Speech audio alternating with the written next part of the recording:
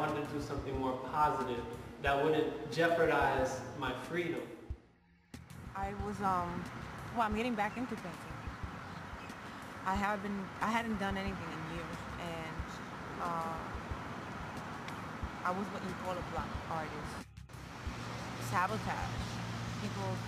People do that to themselves in many ways, not only in the art field, but in other fields, and in other aspects of their lives. Joe Black.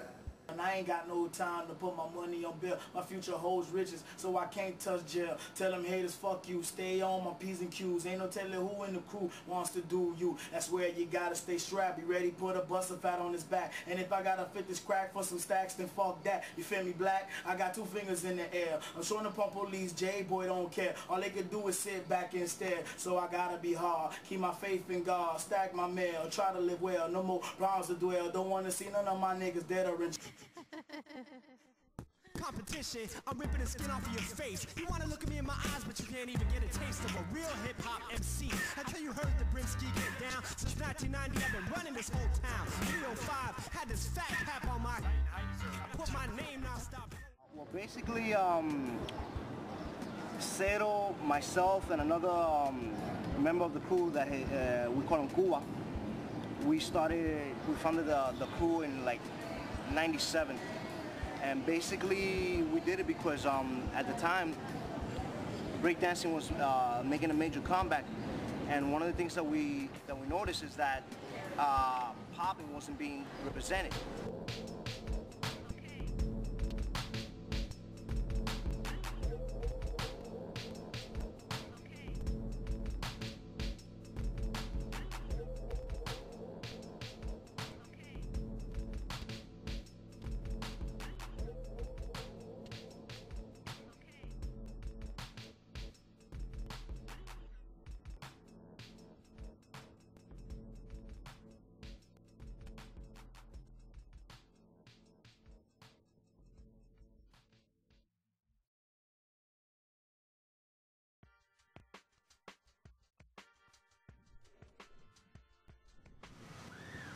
Just told myself, this is something that's either for me or it's not. The only way I'm going to figure it out is by doing it. One day I went to the Blue Note and I saw Wayne Shorter playing, and I realized that that's what I wanted to do. I wanted to play the saxophone. So the next day I quit my job and bought a saxophone. Bueno, yo me empecé a involucrar en la cuestión de hip hop más o menos en el año 81, cuando empecé a ir a los bailables en Cuba. Ya yo veía más o menos cuando la gente bailaba Robot, estaban Lucky, entonces más o menos ya yo empecé a sentir algo, sentía que me gustaba, y entonces pues ya ahí empezamos a bailar. Yo empecé bailando lo que era Robot, hacíamos un poco de mímica, pantomima. I was playing in jazz band. I used to get up every morning at 5:30 a.m. so I could get my butt to 0 period. It was a real mission to get there, but it was a very fulfilling experience. There were 18 people like all together playing arrangements, playing this classic swing and jazz. It was my first real love, the first thing that really moved me. And in particular, there was one day when an elder statesman in jazz, this guy named Bud Shank, and he jammed out with our band. Like he came in and sat in on these tunes and he played like with this incredible feeling and emotion. And afterwards, like we skipped class to hang out with him.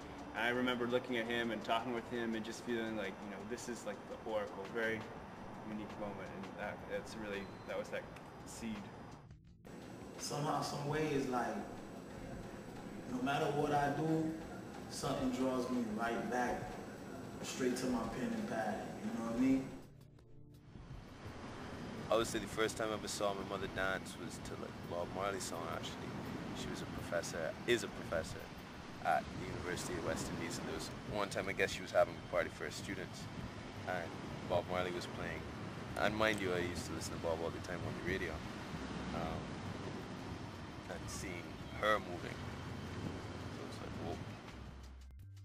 Met someone who was in the business, and that's when I think I got my first big pat on the back and encouragement. My brother's room when he was listening to the Yellow Submarine, the Beatles. The Yellow Submarine that one time, and it was amazing. I was like, oh my God, this music's so good.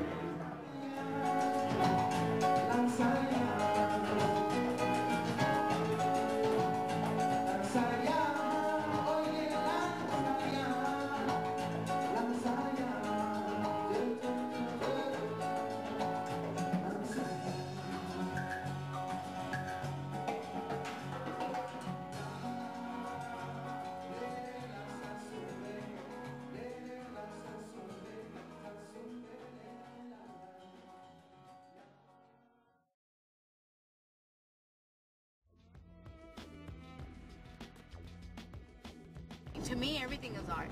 Everything. Trees, ocean, people.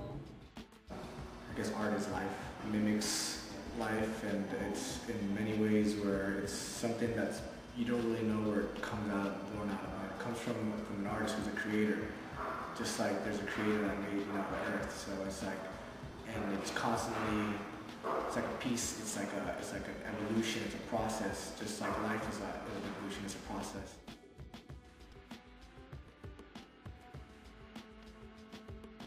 A través de la historia, a través del arte se ha podido, por ejemplo, identificar diferentes etapas de la historia del hombre.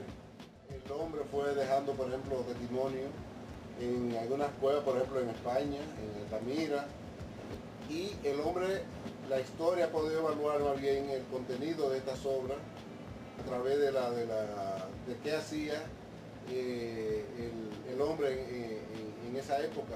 Cómo cazaba los animales para poder, por ejemplo, subsistir o algo así, o por el estilo. Trying to free yourself of whatever's haunting you, whatever, trying to capture whatever enraptures you. Art, in essence, is creative force. Just an art form that lets people self-express themselves using letters, man. It's just, this is how it's expressed now in modern day culture, you know? To me, it's just the point of contact between something that's maybe infinite. Art is, I guess, a mentality. People just do stuff, and I've seen it, like actual paintings or actual, like, music, and it's just like, yeah, this shit is mad weird. And it's like, you don't have, you're not allowed to do that junk that you just did. You know what I'm saying? Because you don't know the math behind, you know what I'm saying? Like, for everything, there's the, like I said, like a template. And you have to know, it's like the rule of an author, you know what I'm saying? You gotta know the rules before you can break it.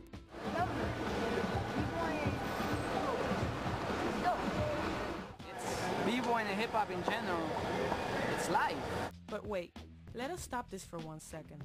Before I did Unique Styles interview, I wanted to understand the B-boy lifestyle. I wanted to experience it for myself.